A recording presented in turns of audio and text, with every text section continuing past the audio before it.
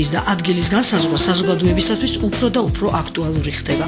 ამის თვალსაჩინო მაგალითად გაერთიანებული ერების ორგანიზაციის ხანდაზმულების ბედით დაინტერესებაც უნდა მივიჩნიოთ.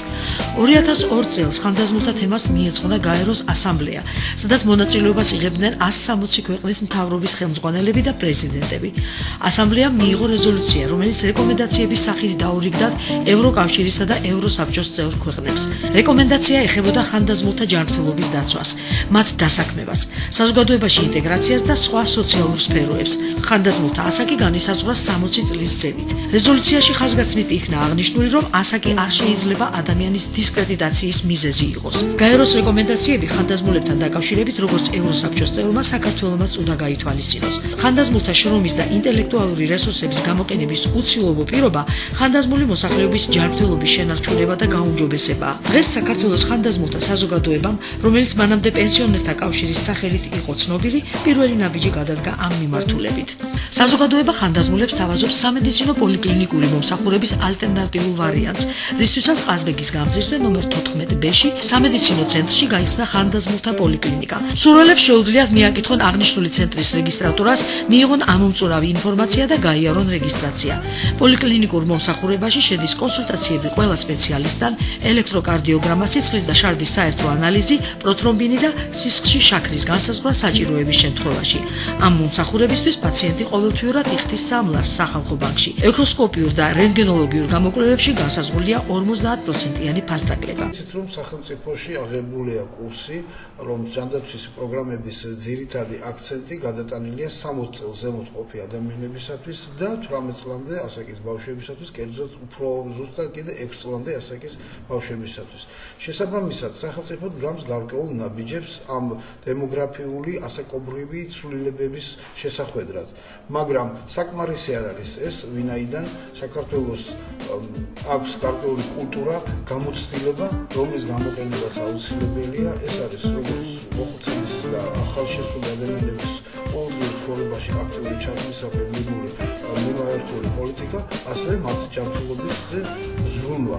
გამომდინარე დღევანდელი მოთხოვნებიდან და სამომავლო პერსპექტივებზე გაანგარიშებით, ორმა ორგანიზაციამ, ეს არის საქართველოს ხანდაზმულთა კავშირი და ჯანმრთელობის ცენტრმა, გადაწყვიტეს, რომ ჩამოეყალიბებინათ მოხუცებულთა და ხანდაზმულთა და სამედიცინო დახმარების ერთობლივი სისტემა. ერთის მხრივ საზოგადოებრივი ორგანიზაცია უზრუნველყოფს ხანდაზმულთათვის სამედიცინო სერვისების ხელმისაწვდომობას, ხოლო სამედიცინო გაწესება თავისთავად უზრუნველყოფს მაღალხარისხიან სამედიცინო მომსახურებას ასაკოვანი ადამიანებისთვის.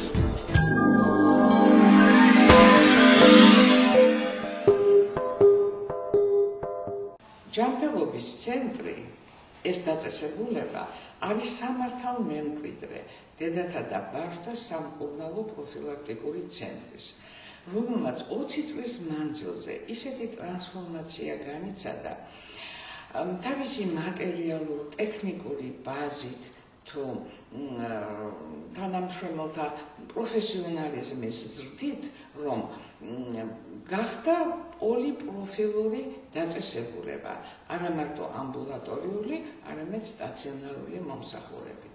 ამ ცენტრში შეუძლია სამედიცინო დახმარება მიიღოს როგორც ახალგაზრდამ, ბავშვმა, ორსულმა, ისე 60 წლის ზემოთ ადამიანმა.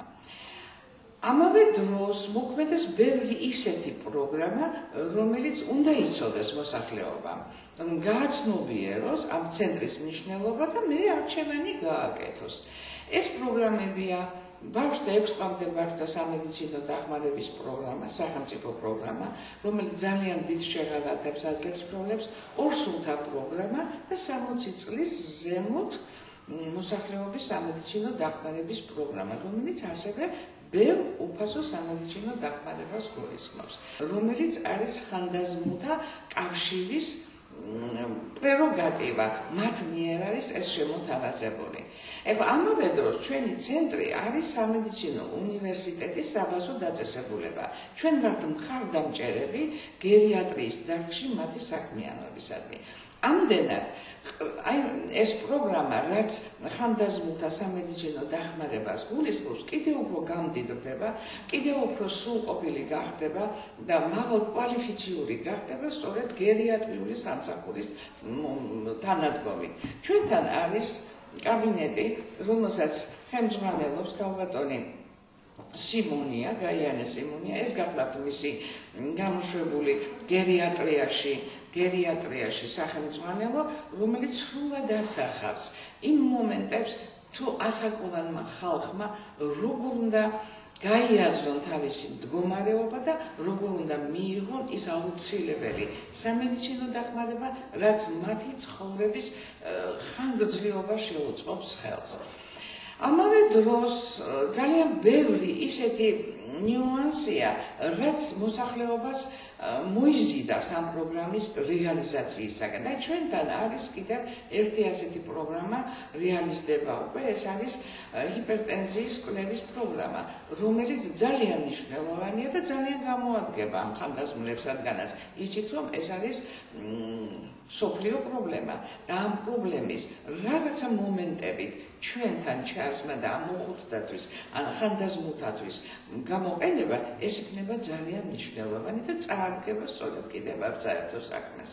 ამასთანავე მინდა ყველამ გავაცნობიერეთ, რომ ყოველივე ეს, რაც წაადგება ხანდაზმულებს, ეს სამომავლოდ ჩვენთვისაც მისაღები იქნება, რადგანაც ჩვენ ყველანი დავხვდებით.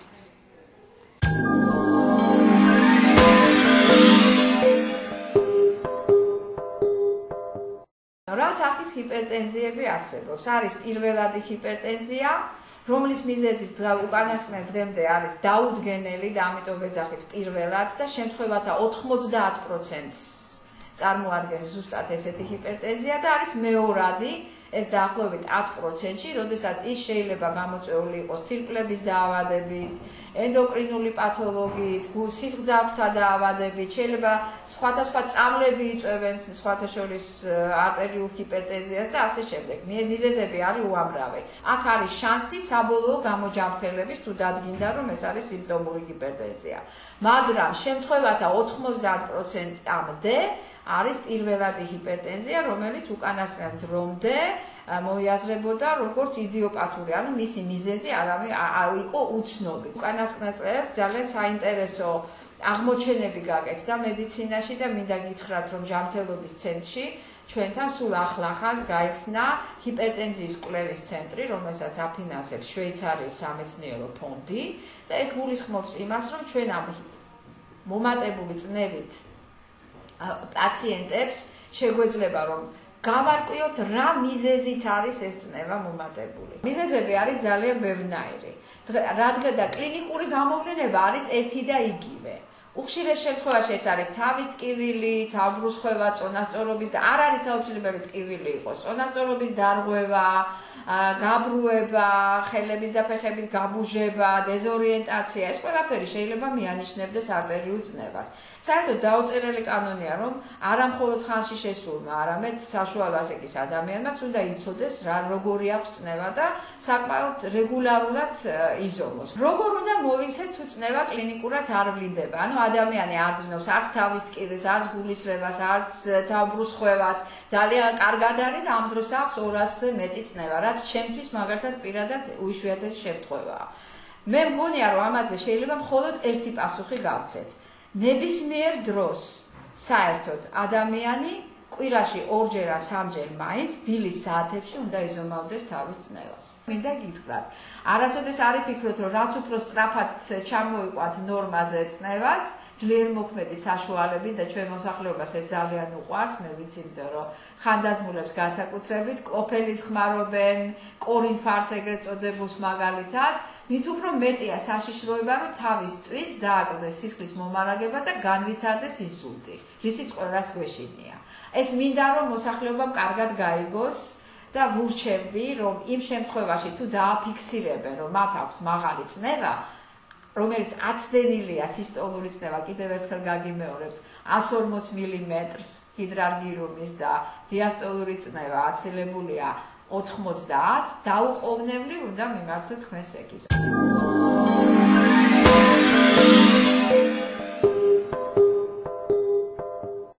კი ვისაუბროთ არტერიული ჰიპერტენზიის მკურნალობაზე. გააჩნია რა დონის, რა ხარისხის ჰიპერტენზია იმის და მიხედვით ჩვენ შეგვიძლია დავიწყოთ მაგალითად არამედიკამენტოზური მკურნალობით და შემდგომში თუ არ მოხდა ნორმალიზაცია არტერიული წნევის ციფრების, შემდგომში გადავიდეთ უკვე მედიკამენტოზურ მკურნალობაზე. არამედიკამენტოზური მკურნალობა გულისხმობს ცხოვრების ჯამსაღწევს.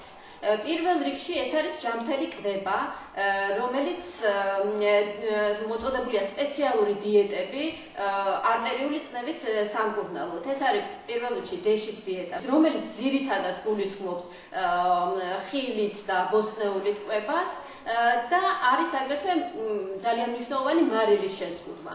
მაგრამ ამ შემთხვევაში მინდა ყურადღება გაავამახვილო, რომ ყველა ტიპის ჰიპერტენზიაზე მარილის რაოდენობის შემცირება, სუფრის მარილის რაოდენობის შემცირება საკვებში ერთნაირად არ მოქმედებს.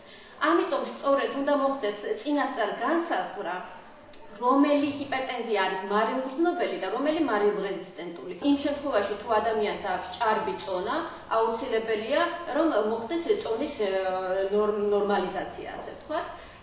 აგრეთვე ფიზიკური აქტივობა, ესეც ძალიან მნიშვნელოვანი მომენტია არამედიკამენტოზური მკურნალობისა, რადგან შეიძლება ადამიანი იყოს გამხდარი, არ ქონდეს ჭარბი წონა, მაგრამ იყოს ადინამიური ან ჰიპოდინამიური, ნაკლებად მოძრაობდეს. ამიტომ ასეთ შემთხვევაშიც რეკომენდირებულია გარკვეული დოზირებული ფიზიკური დატვირთვა.